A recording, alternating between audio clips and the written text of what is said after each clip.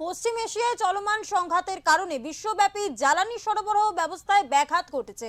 ভারতের বিদেশ মন্ত্রকের মুখপাত্র রণধীর জয়সওয়াল সাপ্তাহিক ব্রিফিংয়ে জানিয়েছেন, বিশেষ করে তেল ও গ্যাস উৎপাদন কেন্দ্র এবং পরিবহন ব্যবস্থার উপর একাধিক হামলার ঘটনায় সরবরাহ চেইন ক্ষতিগ্রস্ত হচ্ছে। এর ফলে ভারতের মতো আমদানি নির্ভর দেশগুলির উপর চাপ তৈরি হচ্ছে।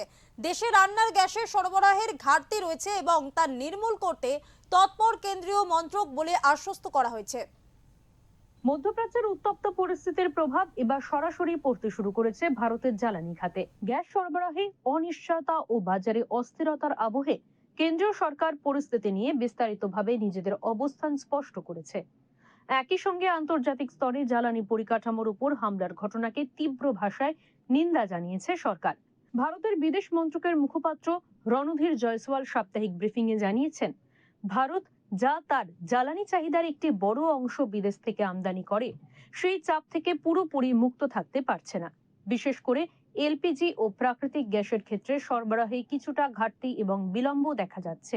তবে কেন্দ্র সরকার স্পষ্ট করেছে, পরিস্থিতি এখনো নিয়ন্ত্রণের বাইরে যায়নি এবং দেশে গ্যাসের মজুদ পর্যাপ্ত রয়েছে। सरकार की है अभी कि हमको सुनिश्चित ये करना है कि हमारे लोग का जो ईंधन का जो उनकी ज़रूरतें हैं उनकी पूरा हो।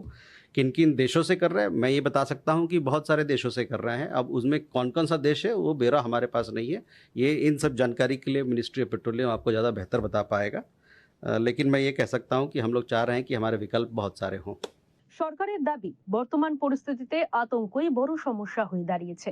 সাধারণ মানুষের মধ্যে ভবিষ্যৎ নিয়ে আশঙ্কা তৈরি হওয়ায় অনেকেই প্রয়োজনের তুলনায় বেশি গ্যাস বুকিং করছেন। ফলে সরবরাহ ব্যবস্থার উপর অতিরিক্ত চাপ পড়ছে এবং সাময়িক ঘাটতির অনুভূতি তৈরি হচ্ছে। এছাড়াও কালোবাজারি ও মজুতদারির প্রবণতা ঠেকাতে ইতিমধ্যেই প্রশাসনকে সতর্ক করা হয়েছে। পরিস্থিতি মোকাবিলায় কেন্দ্র স্তরে উচ্চ পর্যায়ে নজরদারি চালানো হচ্ছে এবং সংশ্লিষ্ট মন্ত্রকগুলির মধ্যে সমন্বয় বজায় রেখে দ্রুত পদক্ষেপ নেওয়া হচ্ছে। একই সঙ্গে সাধারণ মানুষকে শান্ত থাকার এবং অপ্রয়োজনীয় মজুত না করার জন্য আবেদন জানানো হয়েছে, যাতে সরবরাহ ব্যবস্থা স্বাভাবিক রাখা যায়। আন্তর্জাতিক স্তরে জ্বালানি পরিকাঠামোর উপর হামলার প্রসঙ্গে কেন্দ্রীয় সরকার উদ্বেগ প্রকাশ করে জানিয়েছে, এ ধরনের ঘটনা শুধু সংশ্লিষ্ট দেশ নয়, গোটা বিশ্বের জ্বালানি নিরাপত্তার উপর নেতিবাচক প্রভাব ফেলেছে। এই পরিস্থিতিতে উত্তেজনা প্রশমনের জন্য কূটনৈতিক উদ্যোগ বাড়ানোর প্রয়োজনীয়তার উপর জোর দেওয়া হয়েছে। LPG is supply of LPG is a matter of concern. Therefore, we are prioritizing domestic consumption, domestic consumers first.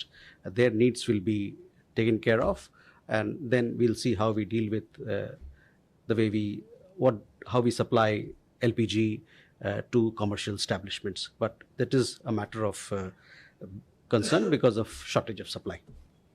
We had 2 tankers which came in recently. Those 2 tankers have given us more supply in the pipeline, and hopefully we'll have we are also trying to diversify our sources, looking for LPG supply from other parts of the world. So hopefully we are at it. Bureau report, Onkar Bangla.